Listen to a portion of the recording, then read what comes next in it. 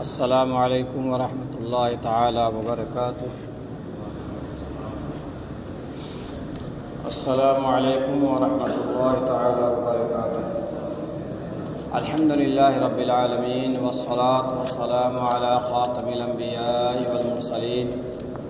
وعلى آلہ واصحابہ اجمعین ومن تبعهم بإحسان الی یوم الدین۔ اما بعد فاعوذ باللہ من الشیطان الرجیم، بسم اللہ الرحمن الرحیم۔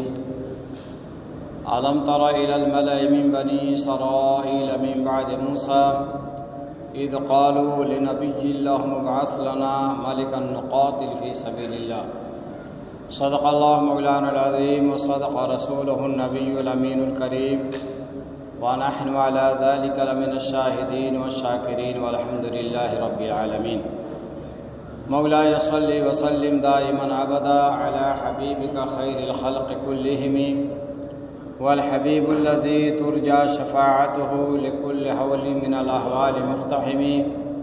يا رب بالمصطفى بلغ مقاصدنا واغفر لنا ما مضى يا واسع الكرم۔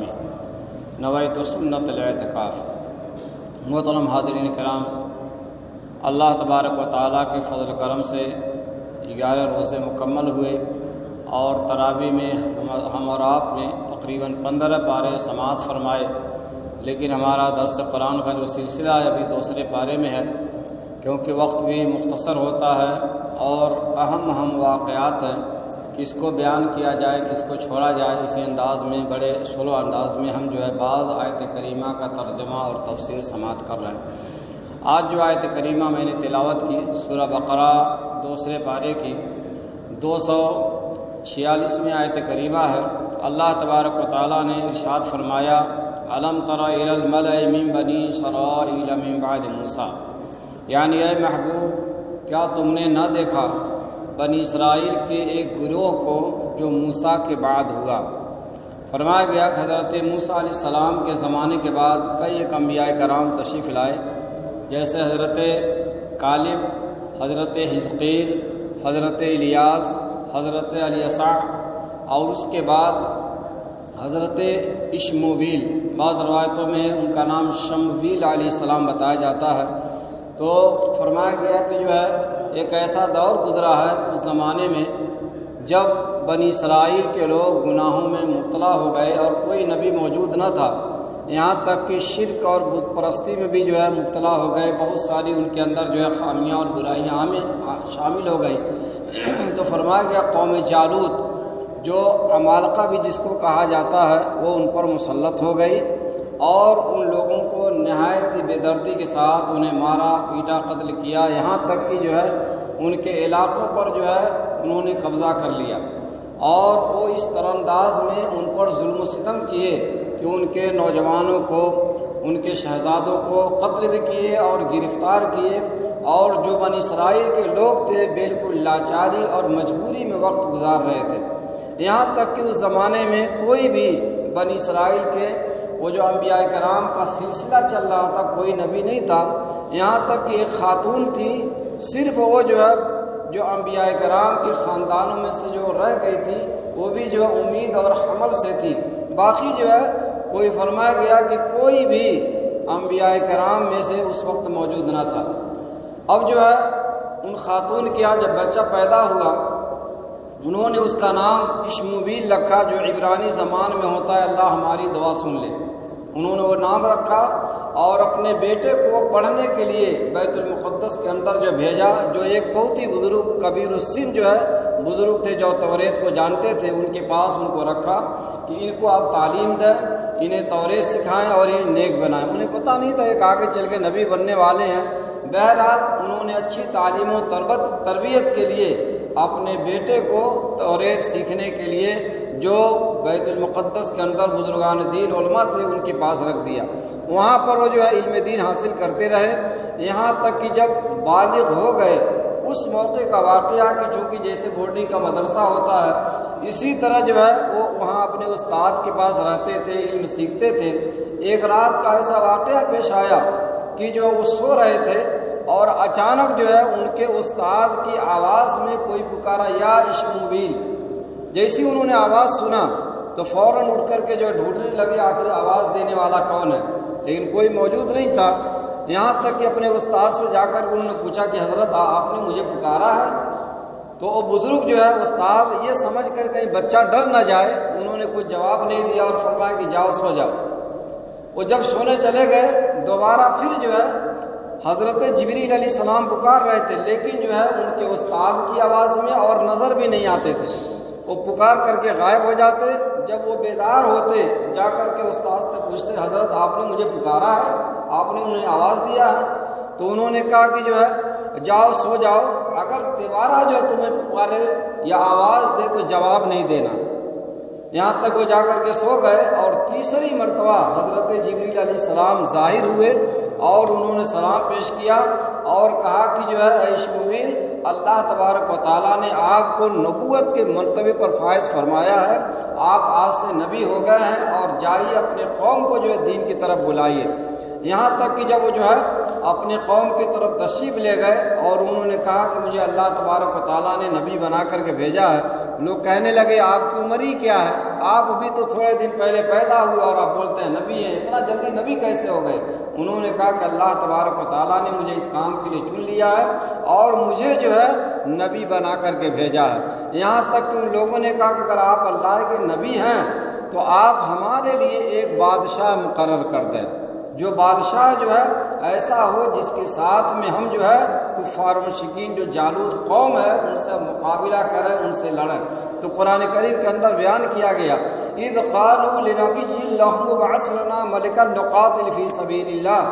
جب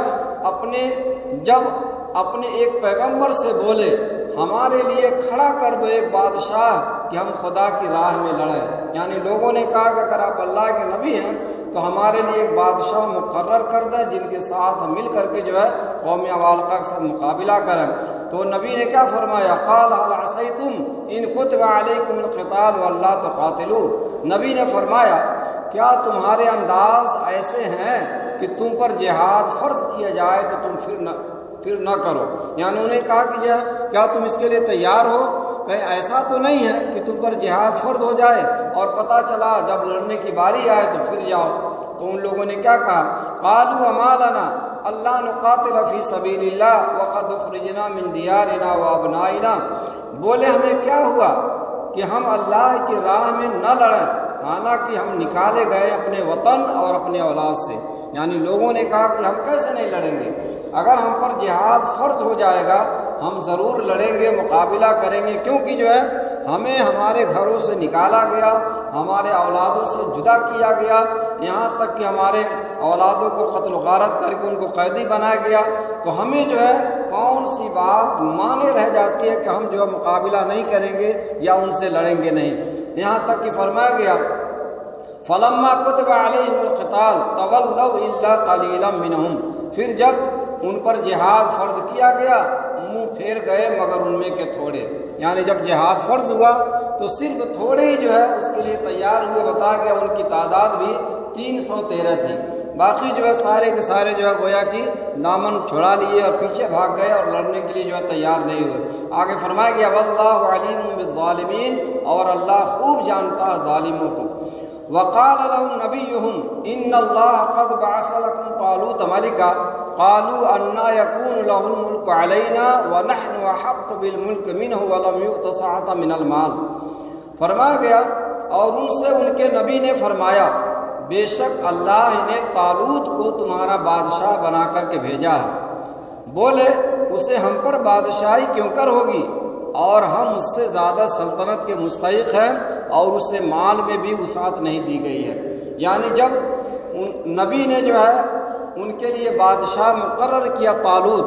اور طالوت کے بارے میں بتایا گیا کہ بہت ہی جو ہے بہادر تھے، ان کی ہائٹ بھی اچھی خاصی لمبی تھی، اور بنی اسرائیل میں اس زمانے میں ان سے زیادہ توریت کا جاننے والا کوئی نہیں تھا،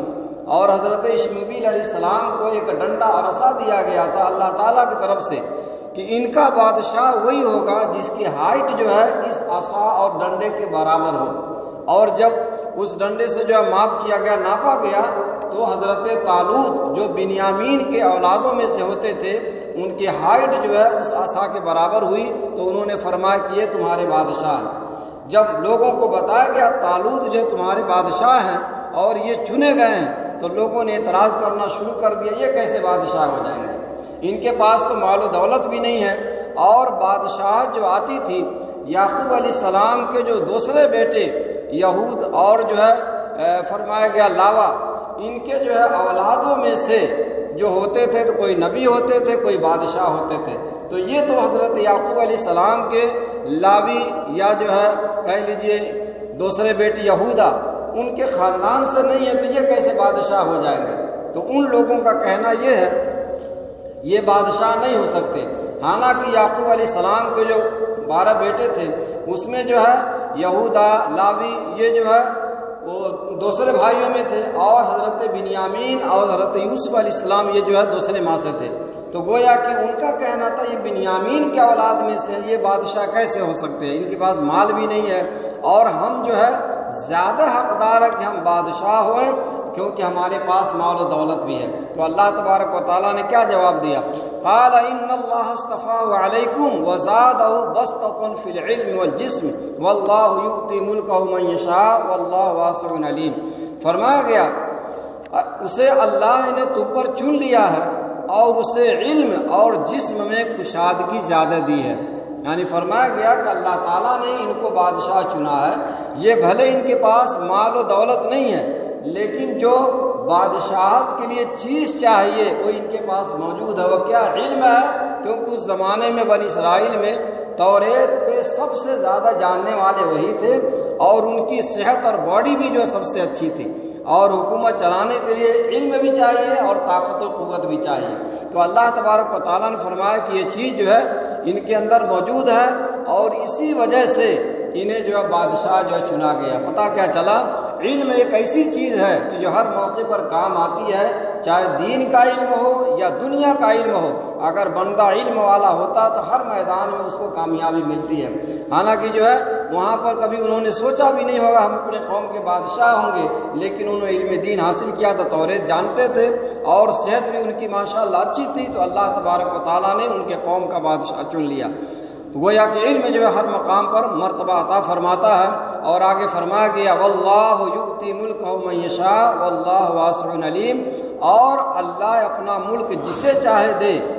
اور اللہ تبارک و تعالیٰ اسوت والا علم والا ہے۔ اس کے بعد جو ہے ایک اہم واقعہ ہے، لوگوں نے کہا اگر یہ بادشاہ ہیں تو ان کی بادشاہی کی نشانی کیا ہوگی؟ انشاءاللہ آئندہ سماعت فرمائیے گا۔ اللہ تبارک و تعالیٰ ہم تمام کو قرآن کریم کی باتیں سمجھنے، سمجھانے، دوسروں تک پہنچانے کی توفیق عطا فرمائے۔ وما علینا الا البلاغ المبین۔ السلام علیکم ورحمۃ اللہ۔